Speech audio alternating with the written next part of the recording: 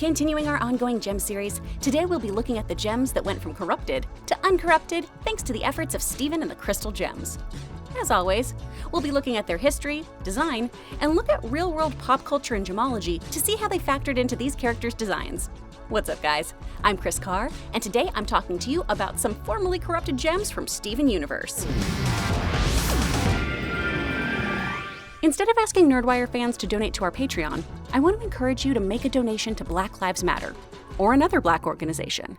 It would be a waste of this platform not to advocate for the Black community, and I hope you'll join us in giving what you can.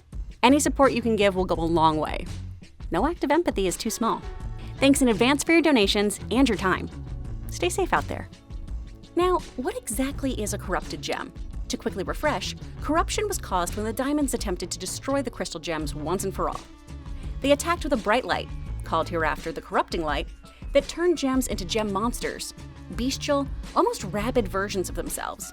The crystal gems took it upon themselves to subdue and contain these monsters, not only to keep the humans of Earth safe from them, but also in hope that they'd one day be able to cure and turn the gems back to normal. We know, thanks to Ocean Jasper's interaction with Jasper in the episode Earthlings, that secondhand corruption is also possible. We see this when Jasper forces Ocean Jasper to fuse with her, forming a semi-corrupted fusion. Let's talk specifically about Ocean Jasper. This gem's corrupted form was called Snow Monster.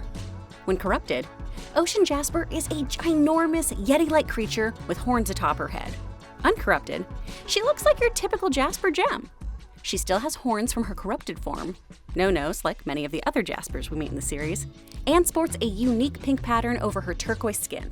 Jury is out on whether any of these Jaspers have eyeballs. Could explain the countless volleyball injuries. Like the Jasper we grow to know through Steven Universe, other Jaspers seem to also be heavy hitters with a lot of brute strength. In real life, Ocean Jasper can be found in northwestern Madagascar, specifically in the Analolava district of the Sofia region, making it incredibly rare. This gemstone comes in a variety of shades and patterns, though they commonly manifest in this same spherical shape. We can definitely see that the animators took direct inspiration from the rock's patterns when designing the character Ocean Jasper. While researching this, one crystal healing site referred to Ocean Jasper as natural Valium, as it helps with relaxation and alleviating stress. Ocean Jasper is also said to help you let go of the past, move forward from deep sorrow, and is an excellent tool in meditation. So while it may clear your mind while you're taking some deep breaths, I'd say stick to what your doc says to help with your anxiety disorders and don't swap out your prescription for a rock. Our next formerly corrupted Jasper is Zebra Jasper. Zebra Jasper is both the name of a singular gem and Ocean Jasper and Jasper's fusion. Like Jasper's other questionable fusion, Malachite, Zebra Jasper has a centaur-like body. I wonder if this is just something that comes from Jasper being part of a mixed fusion, or if it's an indicator of a toxic fusion. Let me know your thoughts on that. Rebecca Schuker stated that this fusion's design was based on a very specific varietal of Zebra Jasper that does have a sort of orangey striped appearance. But the fusion may choose to name itself something entirely different. But let's focus on the individual zebra because I adore her design. If I were to cosplay as a gem, this is the one I'd want to do. She's so stinking cute. With her striped skin and teal hair, she stands out from other quartz varietals. But like them, she's a rather tall gem with broad shoulders. Like other formerly corrupted quartzes, she still has a horn on her head. We don't know much about her personality, aside from she likes having fun with her fellow gems. The real-world black and white stone clearly gave the animators their color palette. And the hair could come from a varietal. After all, Zebra Jasper has been known to come in greens, reds, and browns as well. Those who subscribe to crystal healing believe that Zebra Jasper stones hold the energy of balance within, uniting the masculine and the feminine. Essentially, a natural stone of the yin and yang concept. It is said to be the anti-apathy stone, meaning it helps one be optimistic, allow the wearer to tackle problems and take initiative, and turn their dreams into reality. The stone is said to have been worn by ancient tribal priests as an amulet of protection, aiding the wearer and warding off negativity. I also read that people believe it helps with kidney and bladder problems, so somewhere out there someone is treating a UTI very unorthodoxly. The last Jasper varietal we'll be talking about is Biggs Jasper, aka the Great North Monster. Now, Biggs Jasper also took on a Yeti wolf build while corrupted. We know, thanks to Bismuth, that Biggs was loved by everyone, so we can assume this gem was a fantastic friend and popular with the other gems. Well, this led to Bismuth prematurely unbubbling Biggs, unleashing her corrupted form. After she attacked Stephen and Bismuth, Bismuth had no choice but to fight back and poof her friend, placing her back in a bubble until she could be healed by Stephen and the diamonds in Change Your Mind. Although she is a Biggs Jasper, the circular styles on this gem's gemstone somewhat resemble the appearance of real-life Bruneau Jasper. However, her skin has the layered appearance of real Biggs Jasper. Now, the actual stone was discovered in the 1960s near Biggs Junction, Oregon, and is formed from volcanic ash deposits and compressed through volcanic activity. Because of this sedimentary origin, it's a pretty rare gemstone that can fetch a high price. It's a sought-after salacious stone that is used in bolo ties, necklaces, and other jewelry. It's prized by mineral collectors too, who often cut slabs to resemble landscapes. Shifting from jaspers, let's look at some of the other formerly corrupted gems. We'll turn to Bixbite. We first meet Bixbite in her corrupted crab-like form. While some believe this crab creature is a reference to Goma from The Legend of Zelda, I personally get way more Futurama vibes. Like a baby Zoidberg Nibbler hybrid. Maybe that's just the one eye and the nice soft round animation talking though, since Sugar has taken inspo from Zelda before. After being healed, Bixbite is placed as a chef at Fish Stew Pizza by Amethyst in the episode Guidance. She's a pro at cutting perfectly proportioned pizzas. Stephen attempts to reassign her to handing out balloons at the boardwalk, but she keeps accidentally popping the balloons, which makes the kiddos cry. You don't assign Edward Scissorhands balloon duty, dude! So, ultimately she goes back to Fish Stew Pizza. Actual Bixbite is a varietal of beryllium aluminum silicate. Its colors are derived from traces of calcium, chromium, iron, and manganese. It was first discovered back in 1904 by Maynard Bixby, and was named Bixbite after him. Although the stone is often referred to by other names like red beryl, red emerald, or scarlet emerald. It's said to be a symbol of action and vitality. If you want to increase your stamina and put some pep in your step, you apparently need to be wearing Bixbite. Now we turn to the favorite gem of producer Brett, the pufferfish gem, aka watermelon tourmaline. While corrupted, watermelon tourmaline took on the appearance of a pufferfish, and with it, its tetrodontidie physiology, the spiky, possibly poisonous defense system, and respiratory strength that allows it to literally blow away its foes. Once she's healed by the diamonds, we can see that watermelon tourmaline has heterochromia, a groovy mutation that results in having two different eye colors.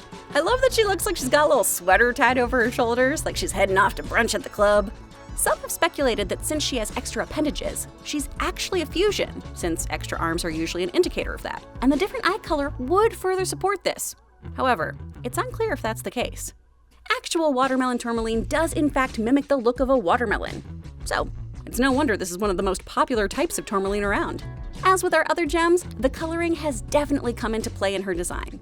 Why a pufferfish though? My only thought is that the design being all rotund does make our pal more watermelon-like. So perhaps that was the thought process. It's thought by those in the crystal community that watermelon tourmaline can help with boosting the immune system, calming those with hyperactivity, and alleviating symptoms of paranoia. Telling a paranoid person, hey, hold this rock, it'll help, doesn't seem like the right move. Next, we turn to Cherry Quartz, who serves as our window character into Little Homeschool and all the changes that have occurred post-Diamond Authority in Steven Universe Future.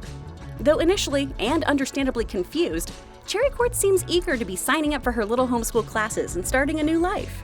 Once again, her color palette is 100% drawn from the real-world stone. Cherry Quartz is pink, and is actually a man-made quartz. Quartz combined with cinnabar.